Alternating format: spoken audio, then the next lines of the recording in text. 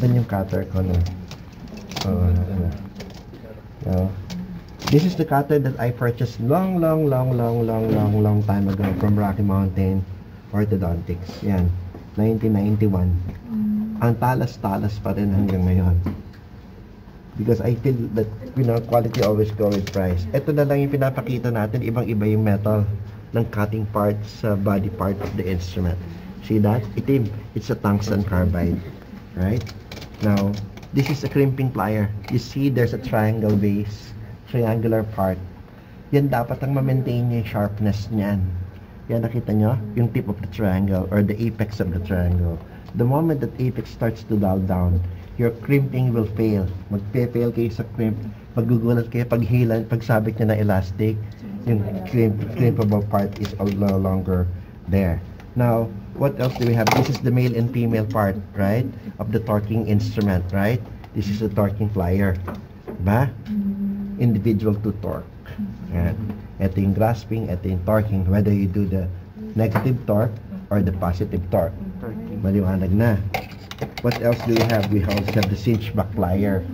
Now, you have your distal bender. You know the distal bender already.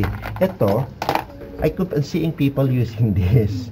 Lagi kong kino-call out. This is not a bracket tweezer. This is a buccal tube tweezer. And in fact, this is also called by somebody with the name of Dr. Kit. Caprillian, no? Ang pangalan niya, Dr. Caprillian, no? Ang tunay na tawag dito, K-E-A-T, Kit. Abbreviation, Caprillian Easy Access Tweezer. Itong manipis na to nakapasok sa tube. Yun ang pagpapasok niyan, pag ganon. Pag matigas na, withdraw. Hindi pag ganon na hawak. Maliwanag ba? Ano pa? Meron pa tayong ito, this is what they call the contouring plier. No? Kunyari, maluwag talaga yung molar band mo. Iganan mo. Para magkaroon ng sombrero. So, magkaroon siya ng ledge. Para hindi siya mag-sit towards the gingival region. Now, what else do I want to show? Yung yung tawag dito, yung plier. Ito, these are separating pliers. No? Now, sa question siguro, in the absence of this, what can you use as a replacement to put on the separators? No? Tapos meron pa tayo yung converter, no? Buccal tube converter, cap remover. Di ba meron tayo ng lahat-lahat na, so wala ka na magiging problem with that, no? Ito, separator, right? Bakit green, bakit blue? Because this is the conventional. The green for the premolar and anterior, the blue is for the molars, right? What makes this different? Baka pwedeng sabihin yung elastomeric module na lang. No, pwede rin siguro, but mas maliit yun kaysa dito. Plus, this is radio opaque. Pag sinabing radio opaque, then it has a radio X-ray contrast. If it's missing in the mouth, then you could confirm if it's there or not. At one point, there is one patient that was referred to me by no less than Mark Villalobos. I'm sure you heard about the name. Mark Villalobos was the former PDA president, and he refer patients to me to evaluate. Ano ba yun? At one point, there's a very deep pocket on the molar. The pathologic pocket is about close to 12 millimeters. So that pocket is in question. Why 12 millimeter in less than a month or two? And he didn't realize that that has caused lodgement of that. Then they have to do the open flap and withdraw that material. So, the care should always be there. May nabibili letter S. Pwede nyo bilhin yun as your material to seal the under-tiring before you do the impression taking. Hindi naman masama, mura lang yan. But for the real score of using this to separate, then this is what you would be using. Cap remover, ano pa? Yung ginamit nyo na, yung pang-convert, and all of that. No? Any more questions? Wala na? Skip niyo po yung thermal pen. The thermal pen? Asan yung thermal pen, May? Okay. This is... Asaan? Okay. This is the thermal pen. Huwag na kayong bumili nito kasi mahal din to pag binili nyo. You could... the thermal pen, ganyan lang yan, no? Then you could dismantle if you want. And then you could bring this back and then put some water inside and then do this. Now, for those of you who don't have that much money, and they would like to perform mimic the function of this one, yung cartridges na lang, yung mga empty anesthetic cartridge, put some water and then do that. Pero din tayo yung tawag dito, ice, dry ice. Ano ba tawag sa endo nun? Endo ice. Yes, the same. That's exactly what we use in orthodontic. The endo ice for thermal testing on vitality test for the pulp. But in ortho, we use that to fatigue the wire by way of thermal activations or thermal deactivations. Right? So here, pag binili mo ito, parang 1,000 pesos ata. Then, kung may 1,000 pesos ka, ang ganda, ang tali gamitin, may thermal ice na doon. No?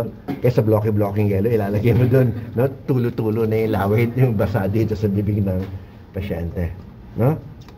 So far, wala naman ako masyadong nakita na. Ito naman lahat yung ginagamit natin sa ortho. Though there are an array of instruments, but these are instruments that were used by many orthodontists that are used to using that instrument for a specific purpose. But for now, ito lang muna, economical, utilized all the time, and very familiar. So, yung iba hindi din alam siguro yung instrumento natin, no? But ikaw naman yan eh. You will be the one working on your own practice. So, equip yourself. Dr. Espinosa, questions. Dr. Cruz, yes, ma'am. Ano daw pong tawag dun sa red yung hand? This is the eto, grip. Yung wire? Ito, red Yung na buong instrument. This is the heavy wire cutter. Meron tayo, di ba? Flies. Heavy wire. Take a look at the head. Ibang-iba. Because this is made up of different metal. The cutting capacity is so huge that it cuts up to about 60.060 of an inch. Right? Now, you would see pliers that has a grip. Napansin niyo? Wala akong plier na may grip. Napansin niyo? The only time that my plier has a grip is when the plier is used extraorally. Naintindihan? Because the moment you'll be using pliers intraorally, you have to sterilize the instrument. And sterilization should be without this one. Now, I would like to take this out. All I need to do is to boil the water and boil this and try to withdraw. Pag maglalagay ka din, boil na naman, pasok mo na naman siya. But before you insert, lagyan mo ng Vaseline para dumulas papasok na pa ganon. Naiintindihan ba? Now, what else I would like to talk about this time? Yung method of sterilization. In addition to that, why are instruments having a short handle? You know, the forceps has a very long handle. Why is a long handle not found in an instrument in orthodontics? To give the least amount of force. Because we will be using this in the mouth, and it's the wire that will be receiving this and not the teeth. So if you will be using a long-handled instrument, the force will be delivered to the teeth indirectly coming from the wire, right? Diba in forceps, the farther you are from the beak, the more forceful your extraction would be. But we're not extracting, we're just doing some little bends in the wire or grasping. Then we have to make it sure that it has to be a little shorter than it is. Now, for cutters, we just do dry heat sterilization. We don't do the pressure cooker principle of autoclaving. Naintindihan ba? So, you need to look at the specs, no? So, even the dry heat could even melt down the specifics of your instrument, like yung mata ayaw na mag-grasp because the insert starts to get, melted. So, ang ending niyan, mamimili ka talaga ng pinaka-best way to sterilize your instrument. Now, if it's chemical sterilization, tarnish and corrosion naman ang kalaban mo. Pag autoclaving din, dullness naman ng cutting instrument ang kalaban mo. Diba? All about that. So, ang gawin mo, join na lang. Join na lang. Join na lang. Ano yung join na lang? Dishwashing. Pwede na yun. Yung iba, diba? Ganun na rin lang naman ang ginagawa. So, we seldom autoclave our cutters. No? Hindi kami nag-autoclave ng cutters because autoclaving the cutters, pressure cooker principle yan. Steam under pressure, it will really dull down the instrument. But we have to remember that the only way for you to destroy the spore is by way of destroying the capsule of the spores, diba? Encapsulated ang spore, no? So, papasabugin mo yun by way of steam under pressure. The PSI, the amount of pounds per square inch, will be the one that could cause bursting of the spore. Otherwise, hindi mamamatay yung spore. Sir, pag Sidex pa? Sidex is, ano nga yung Sidex? Chlorhexidine? Glutaraldehyde. So, okay lang, but it has to be 24 hours. But then, after 24 hours, ano ginagawa ng dentist? Hinuhugasan ng tap water. Useless. So, after 24 hours, you have to drain it. The-drain mo siya, o kaya pasok mo siya sa UV ref. Para So, hindi dun siya matuyo. makaka-corrode. Nakaka-corrode. Kaya nga, iniisip ko din yung glyceraldehydes, di ba? Hindi masyado.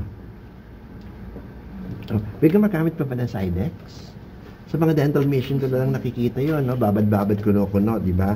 Babad Sidex, wala pang 30-15 minutes.